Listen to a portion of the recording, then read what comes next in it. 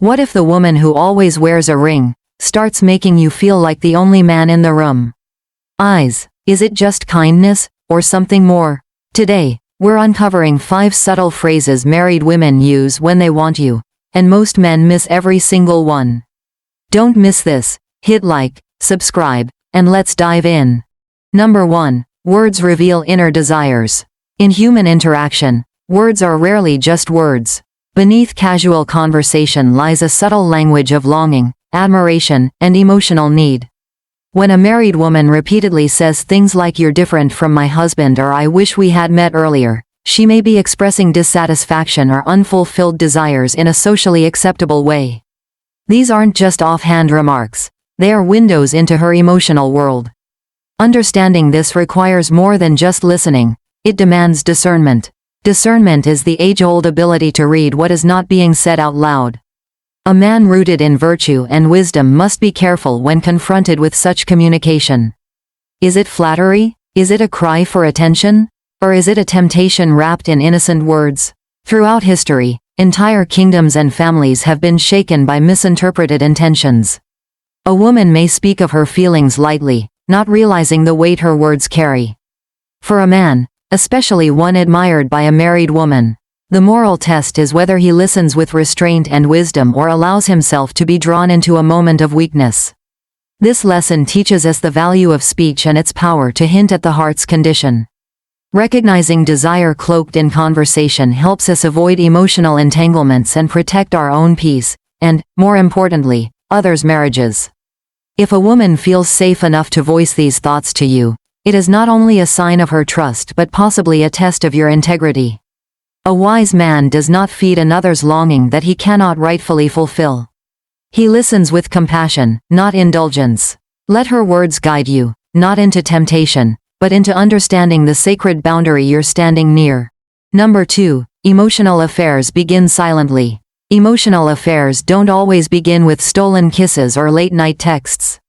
More often, they start with innocent-seeming moments, a heartfelt conversation, a lingering compliment, a shared laugh that feels a little too personal. When a married woman starts saying, "I can talk to you about anything," she's signaling emotional vulnerability. That vulnerability, once returned, becomes the seed of something deeper and more dangerous. Unlike physical attraction, emotional attachment develops gradually. It starts when one person begins to meet emotional needs the spouse no longer fulfills. Maybe it's attention, validation, or simple understanding. These small fulfillments create a private world, a space of comfort outside the bounds of marriage. The danger lies in this emotional exclusivity. Even without physical touch, the heart can stray. Emotional affairs are betrayals of trust, often more painful than physical ones, because they signify a deeper connection. They also tend to escalate over time, creating longing, confusion, and ultimately, broken vows. Tradition teaches us to honor boundaries, not just of flesh but of feeling. Emotional modesty is a forgotten virtue. We often think avoiding physical infidelity is enough. But guarding the heart, keeping conversations appropriate, avoiding flirtatious confidences, is just as crucial. In a world where emotional closeness is casually offered, restraint becomes a powerful virtue. The man who holds the line does not only save himself, he protects others from self-inflicted wounds. He understands that not every connection should be nurtured. Sometimes, the kindest thing is not to indulge but to gently pull back. Let this be a warning and a call. Emotional infidelity is the silent destroyer. Recognize the signs, stay alert, and respect the sacredness of marriage, yours or someone else's. Number 3. Attention isn't affection. A compliment, a laugh, or an admiring glance might feel good, but attention should never be mistaken for genuine affection. Many men, especially those feeling unseen or unappreciated, fall into the trap of interpreting a married woman's friendly or flirtatious remarks as deeper interest. But there's a crucial difference between attention and true affection. When a woman says, "Do I look okay?" or "I wore this for you," it may be a lighthearted comment. Or it may be an attempt to feel noticed. That doesn't necessarily mean she wants more. It could simply be a moment of seeking validation. After all, many people, especially those in long-term marriages, begin to feel invisible over time. A bit of external recognition can be a fleeting remedy for inner emptiness. However, some women intentionally use attention as a form of control. It's not love they're offering, it's power. If you respond too eagerly, you may find yourself pulled into a game you didn't agree to play. It's essential to observe whether these moments are occasional and harmless or part of a deeper emotional strategy. True affection is selfless. It's consistent. It does not play games or seek to manipulate. If a woman's attention is given only in private, only when convenient, or only when she feels neglected by her husband, it's not affection. It's a projection of her own unmet needs.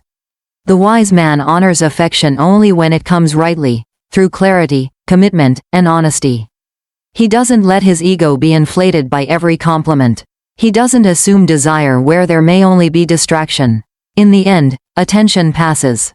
Affection endures. One leads to pride, the other to love. Choose carefully which you respond to, and never let a few flattering words cloud your judgment of someone else's intentions, or your own. Number 4. Boundaries preserve your honor. In any society built on values, be it faith, family, or fidelity, boundaries are what uphold honor. Without clear lines, relationships descend into chaos, and feelings override responsibility. When a married woman confides, compliments, or connects with you in ways that feel intimate, the burden of response falls on you. And that response must be guided by boundaries. Boundaries aren't just walls, they're guards of integrity. They protect what's sacred, in this case, someone else's marriage. Even if she appears to be the initiator. With words like "don't tell anyone I said this," or "you're the only one who understands me," it doesn't absolve you of the need to be principled. There's an old-fashioned but timeless truth: just because someone opens the door doesn't mean you walk through it. Many affairs, emotional and physical, don't start out with bad intentions. They begin with a blurred boundary, a coffee that turns into a conversation, a joke that turns into flirtation, and before long, a friendship becomes something neither person intended. The man who walks in honor recognizes these moments early and chooses to preserve dignity, his and hers. He refrains not only from action but even from allowing emotional dependency to form. He steers conversations respectfully, keeps encounters public, and resists the temptation to become a source of escape for a woman not free to offer more. Boundaries aren't signs of fear or coldness, they are marks of strength. They signal that you value what is right more than what is easy. They prove that you are not governed by impulse, but by wisdom. Hold the line, not just for her marriage, but for your own peace of mind and future relationships. Your honor is worth more than a fleeting thrill or a forbidden connection. Number 5. Temptation always has consequences. Temptation never announces itself with horns. It whispers, softly, sweetly, in voices that sound familiar and phrases that seem harmless.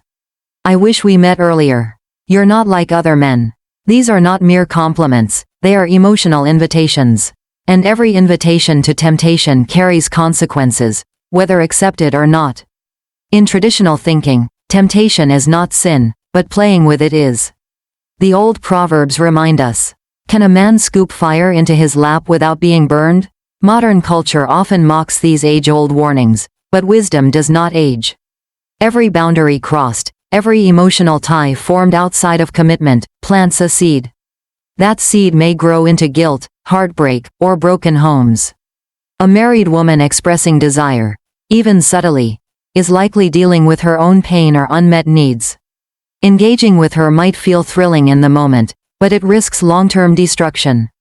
Marriages have ended, children have suffered, reputations have been stained, all from a moment when someone gave in to temptation and forgot what they stood for. The lesson here is eternal. Temptation is not harmless. It leads you to question what you once believed. It promises pleasure and delivers pain. Even if no one finds out, you will know. Your conscience, if not silenced, will remind you. A man of strength doesn't just avoid temptation, he flees from it. He builds safeguards around his heart, his time, and his emotions. He doesn't allow curiosity to become connection. He understands that just because something is possible doesn't mean it is permissible, or wise. In resisting temptation, you don't just save others, you save yourself. You preserve the life you're building, the peace you've earned, and the integrity that no one can give or take from you. Always remember, there is no reward worth the wreckage of an undisciplined heart.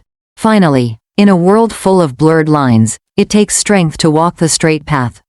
A married woman's words can carry many meanings, but it's your response that defines your character. If today's video gave you clarity or conviction, let us know by hitting like, subscribe, and turning on notifications. Share this with someone who values honor over impulse. Until next time, stay grounded, stay wise, and as always, walk with purpose.